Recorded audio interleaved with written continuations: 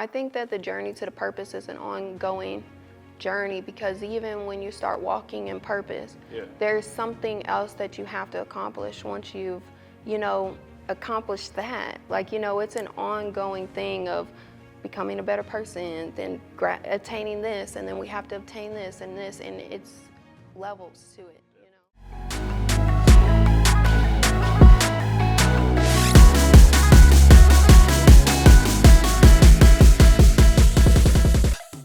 I want to know if anyone's listening today, if they know what it feels like to be a generational curse breaker in your family, to be the first generational curse breaker in your family, and what that pressure is like.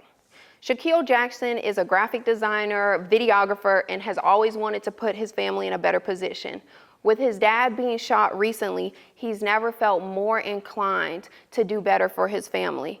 So Shaquille is here today to tell his story.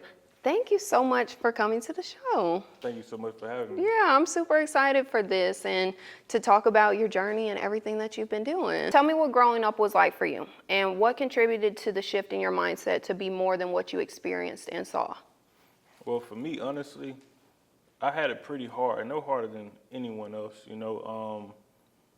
Really, seeing my mom cry and work 2-3 jobs just to provide just the bare minimum, pretty much set the bar for me as to, I knew that wasn't going to be all my life, just not having water, lights, no food, is my bad for, all that. No, this is a safe space. It's good. But just all that in a ball, right? Really just set my mind to, okay, this isn't it. I'm going to get my family to where we're all taken care of. I don't need to be the richest man in the world, anything like that. I just want my family to be good, we blessed, and that's what we are now. That is so good. What inspired you to be more? Honestly, that question, I've been trying to figure out the answer to it. I'd be lying if I sat here and just said, watching TV, my friends. I really don't know. I guess that's why we're here, because we're still trying to all figure out why we're here, find out our purpose. That is so good. Yeah, no, I think that the journey to the purpose is an ongoing journey, because even when you start walking in purpose, there's something else that you have to accomplish once you've, accomplished that. It's an ongoing thing of becoming a better person, then attaining this, and then we have to obtain this, and it's levels to it. Definitely. So I agree. I want to talk about something that happened to you recently. Your dad got shot. He was in and out of the streets. And tell me what emotions you've been feeling since your dad got shot. What did that make you feel like? Oh man, I tell my wife, man, that was literally my worst nightmare, I was always telling my dad since I was a kid, if I graduate, will you please get out, everything. But now I'm older, so I understand. So I guess the emotion I felt was depressed, sad, wanted, revenge. But revenge is it's so short term. It's not gonna fix the problem. But yeah, that's what I felt. I want to talk about revenge for a minute. I think it is so important for us to be emotionally intelligent, because our emotions will put us in positions that it takes seasons or lifetimes or never get an opportunity to get out of. What do you feel like kept you in check when your emotions tried to get the best of you? I already know people are going to say it's a cliche, but honestly and truly, I prayed. When I got the phone call, I just cried, and I just asked God, hey, I know I asked for a lot, like everyone else, but truly, if you let my dad make it through this, I'm going to literally live, for you all the way, so, yeah, God. That is so good. I hear a lot of times that you don't find men in church, or you don't find men that believe in God or have a spiritual relationship with God. What's your spiritual relationship like with him, especially after that moment knowing that your dad did survive? I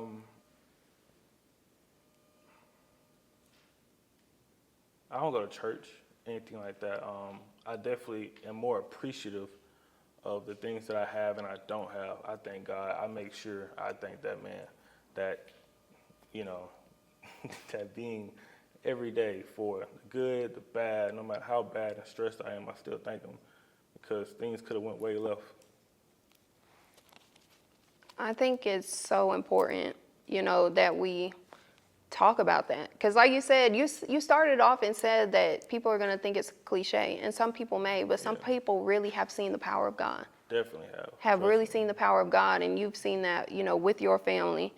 In this generation with influencers and social media, we are exposed to so many possibilities of what we can be, what we can have, how our families can live better lives. I want to talk about being that person that is the generational curse breaker in your family. What is that pressure like? It's a lot. I ain't gonna lie, it's a lot. And when you get to that goal that you've been working so hard to get to, it's like everyone expects you to have the answers, right? And it's like I'm still trying to figure this out. It's like I don't want to be leading you guys into the wrong direction because then it's gonna make me feel like a lot worse about myself. I feel like I shouldn't be this this label as Moses, like I'm guiding people. I feel like it's not fair to me. I don't know. Even that is puzzling to me. Like being liable. Yeah. Like holding people's hands in your life. Yeah. So tell me what you do to take care of your family. Like how in depth are you taking care of your family? Financially, emotionally, everything? Like what do you feel like you give to them? My all, man. Yeah. That's a lot. That's a lot. I think being like a first generation curse breaker, a entrepreneur, and it doesn't even have to be entrepreneurship, being someone educated, going to school for the first time, graduating for the first time, making accomplishments for the first time, being what they've never seen before. That's a lot, because we're held to a higher standard. We hold ourselves to a higher standard. It's not just that they are holding us to a standard, because honestly, they probably would be okay doing the same things that they're doing. We're the ones that have a problem with that. Yeah, you know what I mean? Definitely. Especially when you've been called to it and you've been told, like, no, there's something greater for you and yours, And that's a journey in itself. I want to talk about what got you and led you into videography, graphic design, and what's been your proudest moment in this space right now. All right. Honestly, just wanting to learn new things. It all started from when I was living with my grandma, and I saw she had this really old Nikon D100. I was like, well, I'm not doing anything at the moment. Let me try to learn something new. And it kind of just went from there. I practiced day in and day out. It doesn't matter if I go take a picture of a dog, a fence, flower, anything, just something to where I'm working towards the small things. People always want to go from 0 to 100, start to finish, but it's the small steps that's what's going to get you there. They kind of just overlook it, and I don't get why. So my proudest moment for my LLC, my company, Shaquille Jackson, would be as of last year, I bust my butt, man. I finally hit, $30,000 in a year. It ain't much, but still something working toward my overhead goal. My personal life, basically any black kid's dream, to go from the gutters to what we call the suburbs, great living, man. Wake up there every day, thankful. Some of these newer projects I'm working on, shout out to my boy Crave. He set me up with Gloss Up, that's Glorilla Homegirl. I did some work for YTB Fast, shout out my cousin Brandon Pace. I have a lot of stuff I keep in a vault that I be wanting to share with the world, man, that I can't even do it yet. What keeps you from sharing? I feel like that's such a creative. So why are we so hard on ourselves? What keeps you from sharing? Because for me, it's so much deeper than just like creating art and just feeding the masses. You know, like for me, it's more or less like I have to literally put myself into a dark place, whether that's listening to a song over and over, or an artist or a movie, to channel to channel that emotion, and that's where my art comes from. So I don't be wanting to just share it with the world because they're not going to perceive it. Well, at least I think they're not going to perceive it how I think they would. You feel like the energy that you pour into it is not the energy that you'll receive from putting it out. And I don't want to do it for like monetary compensation. Like I feel like that's just not me. I don't knock anyone that do it because I've been doing it for years. But I want to finally get back to where I can do it just because I like doing it. It's a pretty cool hobby. I feel like I'm a nerd when it comes to things like that, but yeah. But that's who you are, and I think there's so much beauty in just being who you are. And I want to take a minute, take a mental health moment, because here at You, Me and a Cup of Tea, we're all about brewing resilience, and you're talking about the energy that you have to put in to produce this work. What has your mental health journey looked like for you, and how are you taking care of yourself as you're taking care of others? That I'm still working on. Yeah. I've actually been practicing, so that's something I can give myself a little pat on the back about. You know, that and talking with my wife about it more, just being more emotionally vulnerable. Because as black men, we expect to be Superman, hold up this shield and everything like that, as if everything's okay. But it's a lot of times when I feel down, but I have to shield it. So I've been working on talking to my wife and talking to God. So, yeah. That's so good. We have to let our men know, black men, white men, all of our men, we have to let our men know that it's okay. It's okay to talk. It's okay to be vulnerable. It's okay to share your emotions. A lot of times it stems back from childhood because we've taught our children that little boys don't cry, suck it up, you know. Men don't do that. You know, we've told them that from the time that they were young. And so now as they grow up, that's all they hear, you know, and we have to break that. I think that we talk so much about breaking generational curses as far as like wealth and money and finances, but we need to start talking about breaking generational curses of how we speak to our children, how we pour into our children, how we give life or take life from our children, you know, and it starts with us. It starts with us. We're the next generation. The generation behind us, they already did what they did, you know? Yes. We're the ones that have the time and the opportunity to do something about it. And so it's time for us to step up. And so keep working on your self-care. Like, you need that. Like, work on your self-care, whether it's journaling. Do you do anything like that? Do you like to do you have resources? Do you like to journal? Do you like podcasts, books? Like, what uplifts you? Honestly, really, I've been tuning more into your production, you know. I tell James all the time, well, every time I speak to him, I'm so proud of you guys, seriously. Thank you. I love what y'all have done with this. Like, Thank you. If I would do a podcast, I swear it would be this right here, you know. And look at this full circle moment, you're doing it. That's Literally, awesome. man. Thank you. Like, that means the world to me. Like, you know, when you're doing something with a purpose and you see, you know,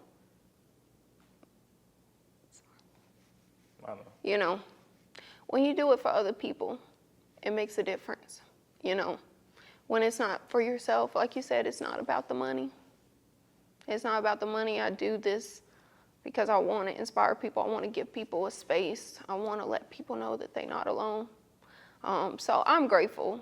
I'm grateful that you tune in. I'm grateful that, like, you know, this was something that you manifested for yourself. Like, that is huge. I appreciate that so much. Like, that means so much to me. Like, for real, that means so much to me. What would you say to anyone that is, like, you know, a first generational curse breaker in their family, whether it's getting their first degree or entrepreneurship, whatever the case may be? What is your advice that you would give to them to keep going in this space? I would tell them, just trust in God. Yeah. I'm so serious with that because it doesn't matter if your friends believe in you, your family, your girlfriend, boyfriend, whatever. You have to trust it. Because if you don't, then you know for sure you're going to fail. You know, there's going to be a lot of days where, you know, you don't feel like doing nothing. You're feeling less inspired. But what helped me in my times and being in a rut and all that will be just to go channel all that bad energy into doing something positive, no matter how small or big it was. That's what helped me. So, yeah, I would tell people that. Trusting God. Trusting God. Trust the process. And that sounds very cliche, Hey, but I it don't is care. so true. It got me where I'm at now. Exactly. Got us It here. is so true. It literally got us here because I was having a conversation with my best friend on the phone, and she's like, you need to start a YouTube channel. And it's like, you know what? I'm going to do it. I just want to have conversations with people. That's what I said. I love to talk. I have the, what do they say, the gift of gab. Yeah, the gift of gab. So that's what I have. And to know that God had a bigger plan that I had no idea, the impact. And this is only the beginning. The fact that it's impacting so many people already. Yeah, trust the process. Trust the process. Trust the process. Because yeah, that's how we hear. That's how you're gonna get through it. You gotta trust God, trust the process. So I appreciate that so much. Yeah, I appreciate you coming today. Thank you for sharing. Like, y'all, James, y'all know this. Seriously, I don't show my face. I know. At all. Y'all take a good look. Yeah. Take a good look. This is Shaquille Jackson. Okay, most of I y'all's don't work really is take getting done by pictures. him. I don't really take pictures except for it's my wife. But outside of that, I try to keep work and personal completely separate. Yeah. You know, but anyone who has encountered me, they're going to tell you I give them advice. It's not just about making $1. Like I said, it's all about making a positive impact. And not all the time you're going to know how you can impact someone. But I'm going to at least try something. That's so good. They say paper chases purpose. Yeah. So as long as you stick into the purpose, the paper gonna come. As long as you stick into the purpose, the paper gonna come. So stop trying to look for the paper. Yeah. Because when you stuck on the paper, you become a victim to the paper. Stick to the purpose. Stick to the purpose. So I love that. Keep giving people advice. Keep being a positive person even when you're down. Like, I have people like tell me all the time, how do you like do all these things and how do you uplift people when you need to be uplifted? And it's just, I have to stay in purpose. I have to operate in purpose. This is my purpose. And I take my time to recharge. I take my time, my self-care. Like, I have to be honest with people. I take my time. But it's a process. And we just have to stay in purpose. So I'm super grateful. Thank you so much for coming and sharing your story. Let everyone know where they can follow you and connect with you. You can find me on Instagram, Facebook at Shaquille Jackson. That is ShaquillJacksun. Awesome. Thank you so much for coming to another episode of You, Me, and a Cup of Tea. Make sure you hit that like, subscribe, and comment, and we'll see you in the next episode. And make sure you shop the tea.